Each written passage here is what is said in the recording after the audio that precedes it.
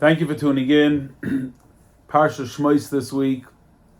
Torah introduces us, of course, to Moshe Rabbeinu. All of that which we know, spend our time learning Torah.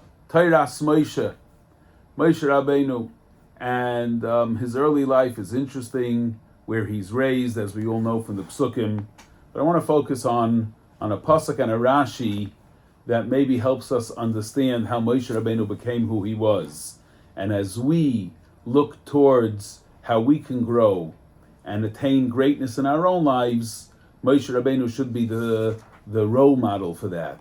So the Torah tells us, Vayigdal Moshe, this is after he's brought to the home of Bas Parah, his mother finishes nursing him, and now Vayigdal Hayeled, Pasuk Yud says, he became already past infancy, and he didn't need to be with his mother to be nursed the whole time. So Vayigdal Hayeled v'Tivi Ehu lebas Pari. He was brought to the daughter of Pari, who was now going to become his mother, and she named him and she called him Moshe.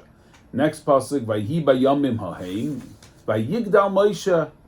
Already says a pasuk before, Rashi says that it was already Vayigdal. He grew into the next stage in his life. So what's this Vayigdal? So Rashi says, right, Harishayna l'kaima v'hasheni l'gedula, that this was the Vayigdal to his greatness, to his gedula, and that's what the Torah tells us. Vayigdal Moshe is his gedula, is his greatness. Right? Rashi goes on to say that he received an appointment and he ascended to greatness.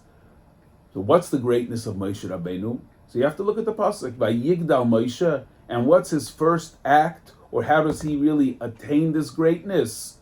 Now, Vayetze el Echav, he goes out to his brethren, Vayar b'sivloisam, and he sees their suffering and their pain, and he begins to act, and he begins to try to make a difference. And Rashi says, Vayar b'sivloisam, he saw their pain, their suffering, their oppression. Nosan einav v'liboy liyois meitzar aleihem, that he put forth an effort. Einav v'liboy, einav, vision, intellect, liboy, emotion. That means he took the whole scene in, he saw what he saw, he felt what they felt, and he had empathy for them, and he started to act. And that was his greatness. His greatness was his ability to be able to feel another human being's pain and suffering, to know it intellectually, to feel it emotionally, and to act upon it. And that was his greatness. I always say over the story of our eye doctor. When we were kids, we had an eye doctor in Brookdale. It was the University Hospital in Brooklyn. My father would take us to this very special, really wonderful doctor, an eye doctor. Goldstein, his name was Dr. Goldstein, a frum guy actually, but even though he was a professor and he was a tremendous world's expert in certain eye diseases, but he had to do one day in the clinic to see patients. So we would go just for regular eye checkups. You didn't like to go to the best doctors, so we would go to Dr. Goldstein, and my father would always schmooze with him and talk to him. And he told my father this story. He said, look, he used to prescribe.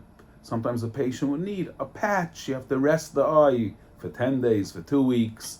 He says the patients would always complain to him how difficult it is with one eye closed. You lose your sense of balance. It doesn't seem to be a big deal, but they would always complain to him.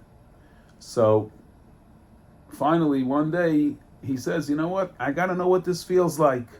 So he put a patch on his eye, and he went like that for 2 weeks. Just like he would prescribe Nosan, literally, Nosan Einav V'Libai. He covered his eye like his patients would have to. And he realized how difficult it was. And he said from then and on, if he had another way that you shouldn't have to cover the eye, he wouldn't do it. He would say, you know what, you don't have to cover it, or cover it only for one day, and take these drops, that will help. He always sought out a different solution, because he now understood their pain. And the greatness of this Dr. Goldstein, because he's not someone who didn't know what pain was. He was actually a polio survivor. He couldn't walk. I remember as a kid in the office, he would sit on a wheelie chair and he would push himself from one end of the room to the other end of the room. Then when he'd have to leave, he would take his 2 metal crutches and hobble out of the room. So here was a person who understood pain and suffering, but not that pain. Maybe that pain, and he was able to overcome it. So he would say, I can overcome it, you can overcome it. No. I overcame my challenges, but let me see what your challenge is. Let me feel what your challenge is. And this was the greatness of Moshe. This was the beginning of the making of the Jew who would take the role as the greatest Melamed and teacher. And the first thing is that he taught himself how to feel somebody else's pain. Vayigdal Moshe, the godless of Moshe, was the Vayetze Alochiv Vayar B'Sivleisam. Thank you.